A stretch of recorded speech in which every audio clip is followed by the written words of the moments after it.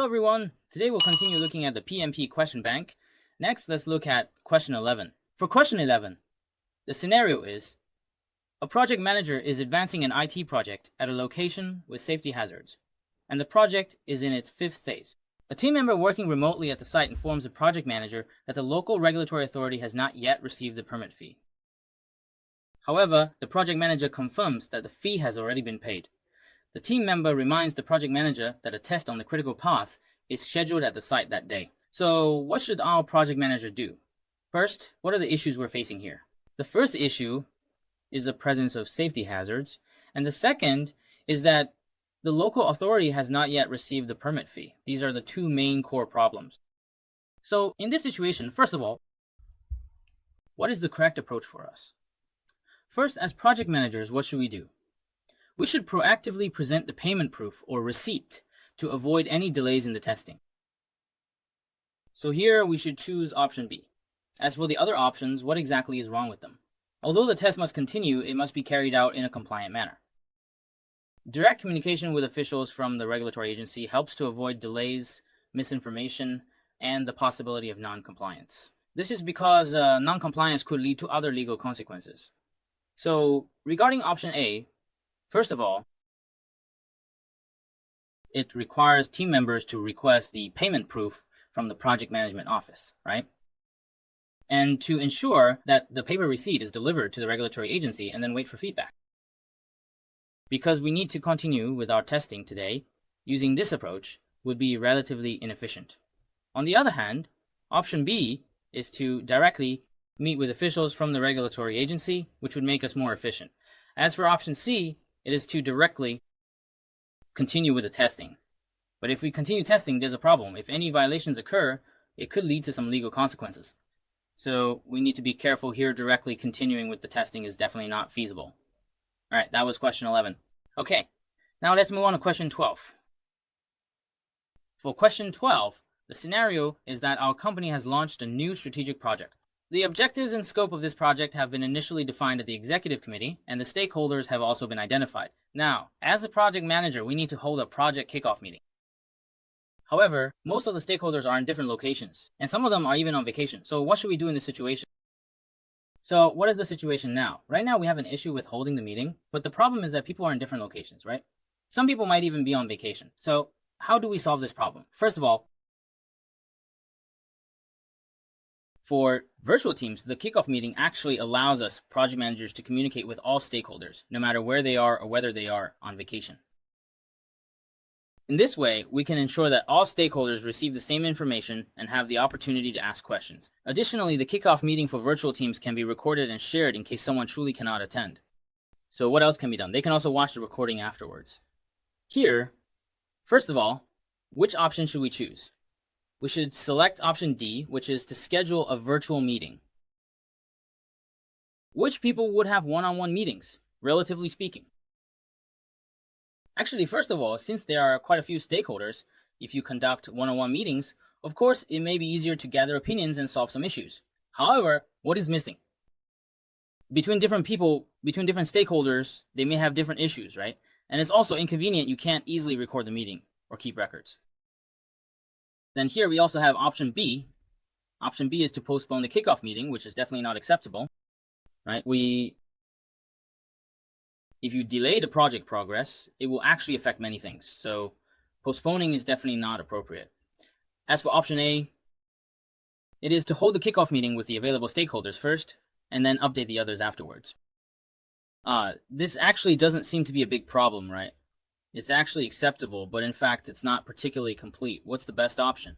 The best is still option D, which is actually better, because with option A, if you only hold a meeting with the available contacts or stakeholders, what happens after that? If other people have additional opinions, there could actually be further issues later on. So the best approach is to arrange an online meeting, set up an online meeting. So you can, for example, record it, right? Then you can share the recording with stakeholders who truly cannot attend. This would be a better solution. All right, this is our question 12.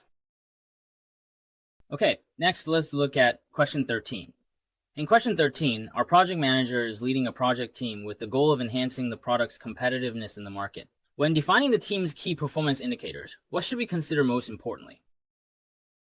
All right, let's first take a look at the 4 options here. Option A is to align with individual growth and development. Option B is to align with customer needs. Option C is to align with the project manager's goals. Option D is to align with the sponsor's business objectives. So which one should it be? You can think about it for a moment, right? So what is our goal here? Our goal is to enhance the product's competitiveness in the market. So whose product is it? Is it an individual's? No, it's not. Is it the project manager's? Also no. To be precise, it's the customer's. So what exactly is our product? In fact, it's something we provide to the customer, something we do for them. Based on the customer's requirements, we might make some modifications to the product's features, improve them, enhance the product's functionality. In this case, the project team actually has to balance and support the work of individuals, including the sponsor, the team, and the customer. There's no issue with that. So what is the ultimate goal? It's to achieve the project's deliverables. And the most important point is this. Whose project is it? It's the customer's. So the ultimate goal is actually the primary factor, right? That is to satisfy the customer or to benefit the customer by improving the product's features. Aligning with the customer's needs is actually the most fundamental factor in setting our performance standards. As for the other options, it's not that they're wrong, those options are also correct, but they're actually secondary factors. The other options are secondary factors. So for this question, we choose aligning with the customer's needs as the primary factor. Yes, this is the main factor. So regarding the other options, they are actually secondary factors. It's not that they're incorrect, they are correct. All the options for this question are correct, but option B is our primary factor. Please pay attention to this point. All right, let's move on to the next one. Question 14. Question 14. Here we have a new product development project that has already been launched, and the project sponsor has already omitted the risks. There is an analysis result of a recorded risk in the register, and the project sponsor is very confident about the project's success. However, the main investors lack this confidence and want to learn more about the project and its risks before investing. How should we as project managers respond? All right, so here it's actually about the investors and our project sponsor, right? Their specific mindset is a bit different, in terms of their expectations for this project. There may be some differences here. So first of all, the question is asking, right? How should we as project managers respond to this issue? First, option A is to present the investors with market analysis, a business plan, and detailed information about the risk management plan.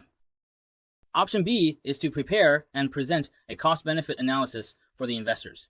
Option C is to assess and explain to stakeholders all risks related to product development and release.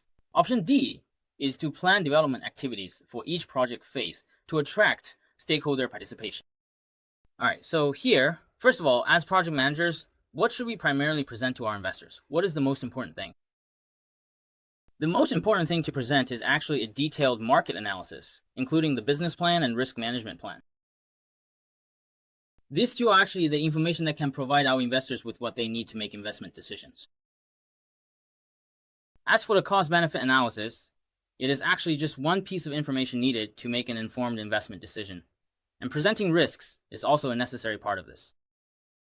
However, stakeholder participation may not guarantee continued investment. So first of all, in this case,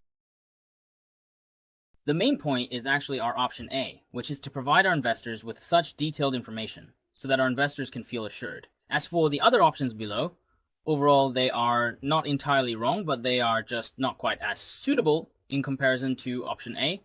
Really, you could say they are just a small part of the content. That was our question 14. All right, next, let's look at question 15. For question 15, during the project execution phase, new members will be joining the team. Before these new members officially start, what should we do? What should our project manager do to minimize the impact of this on project performance? That is, we're already in the execution phase, right? The project is already underway. Now, of course, new members suddenly appear. So these new members, first of all, may indeed have some impact on our project, and that's normal. So when new members join our existing team, in fact, it's essentially like forming a new team. Once a new team has been formed, our project manager should hold a meeting. They should update the existing social agreements. It's important to clarify how the new team will collaborate, and to establish the most basic rules for the new team. This is the most crucial factor. The role of our project manager is actually to facilitate what? To facilitate all members, and also to reach a consensus, ensuring that all members participate and come to an agreement. So for this question, what should we choose? We should select option A, which is to organize a new meeting, update the existing social agreement, and clarify the team's collaboration methods. As for the remaining options, first, option B suggests arranging for existing team members to explain things one-on-one to the new members. This is actually not appropriate, right? If you do one-on-one explanations, overall, it's not particularly, well, it's relatively less appropriate. Because if you do one-on-one explanations, in the end, here, you need to pay attention. It arranges for existing team members to give one-on-one explanations to new members, but this may not fully fit our current situation. Which options involve gathering all team members together? For example, holding a meeting to communicate the current closing agreement. And here, our option D is to hold a separate meeting with the new members to explain to them one of the rules in the social contract. Actually, options B, C, and D all have an issue, which is they simply inform the new members of the current rules without making any changes. This, to some extent, can indeed cause some problems or even difficulties, because after we add a new member to the group, we are actually, in a sense, a completely new team now. If you still strictly follow all of the previous content or rules 100%, without any adjustment, it could potentially lead to some problems. Of course, this doesn't mean that you have to change all the rules. Ideally, based on the current situation, the newly joined members can make some adjustments to our rules. It doesn't mean that everything has to be completely overturned. It's something everyone should pay attention to. So for this question, we should choose option A. This is our question 15. Alright, if you need the complete question bank, you can leave a comment below and get the most reliable question bank at the best price. That's all for today. Goodbye, everyone.